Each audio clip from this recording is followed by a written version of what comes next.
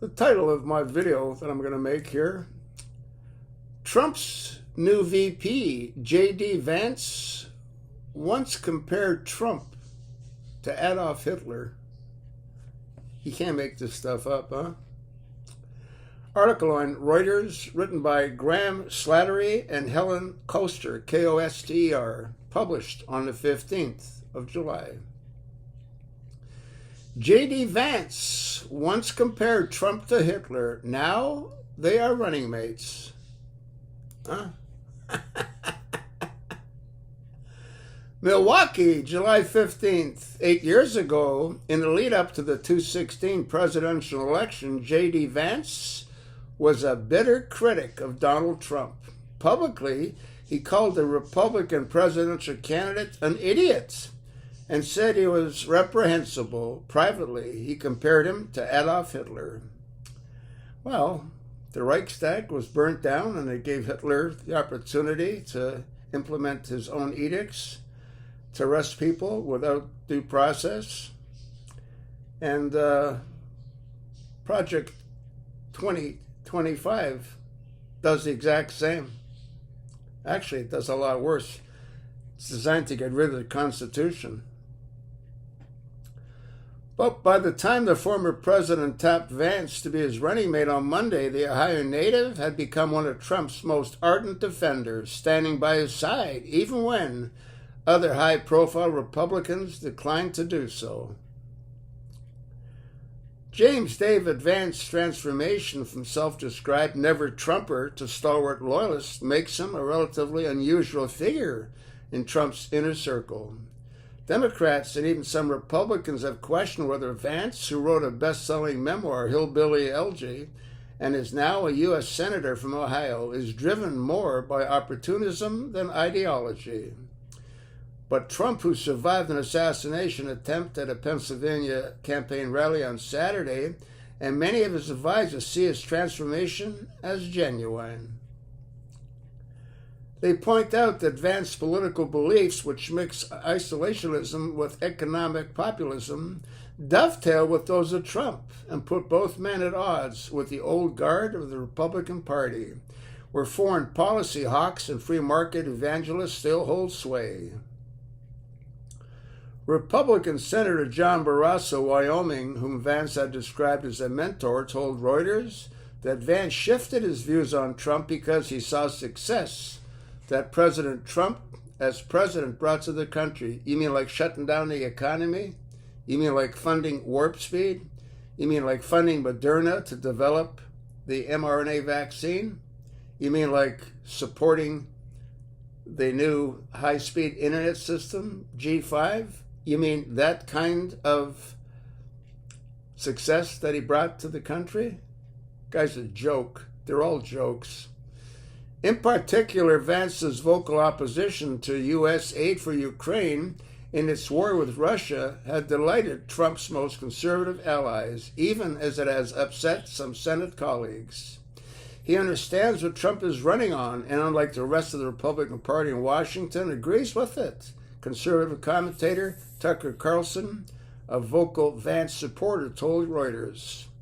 Vance, 39, was born in an impoverished home in southern Ohio. His pick may help boost the Trump campaign Rust Belt bona fides in a race that will be determined by voters in a handful of battleground states, including nearby Pennsylvania and Michigan, though his conservative views may be a turnoff for moderate voters.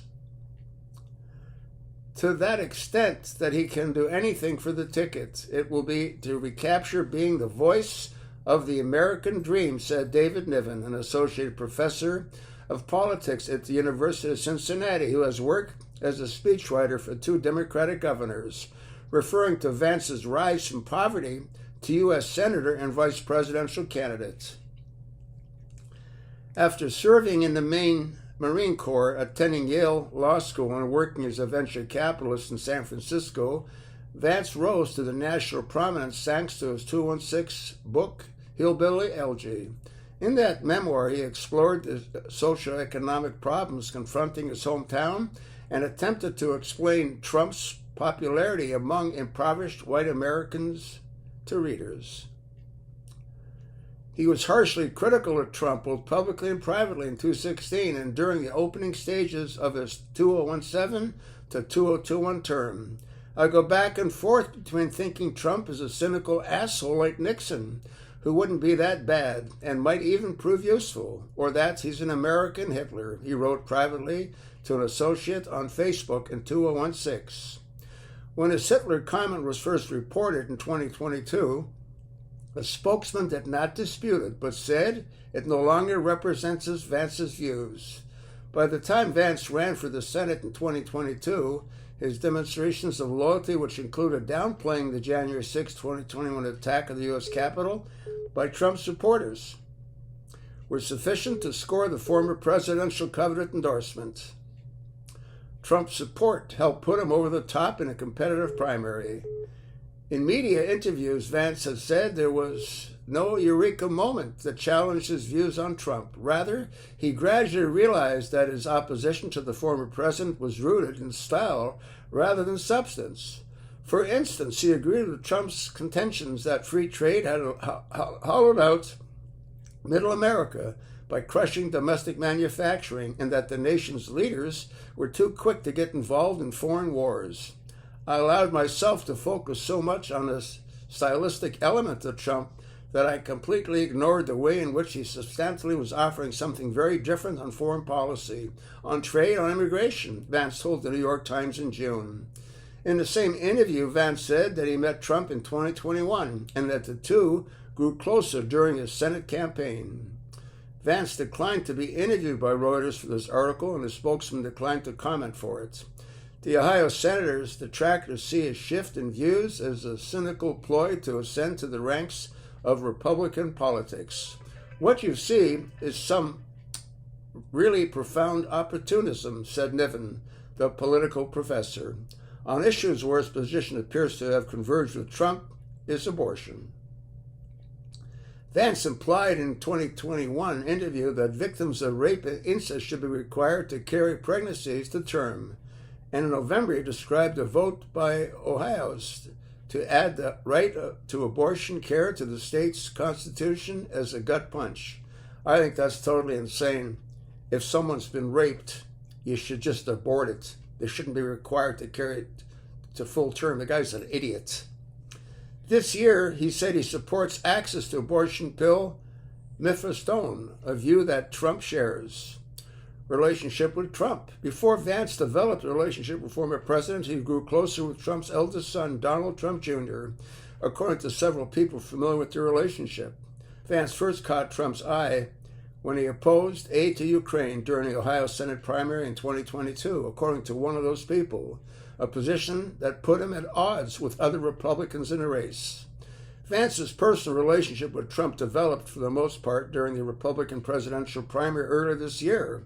That person said Vance's decision to endorse Trump in January 2023, well before some other vice president hopefuls, served as an important demonstration of loyalty. That person added.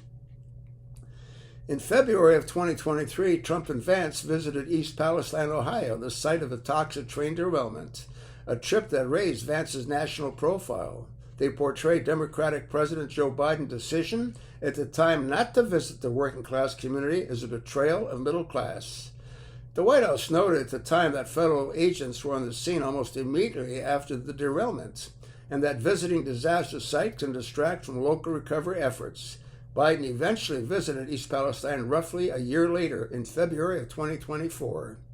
Behind the scenes, Vance has helped convince wealthy donors to open their wallets to Trump, according to two people with knowledge of Trump's fundraising operations. I think Vance is a multi-billionaire as well.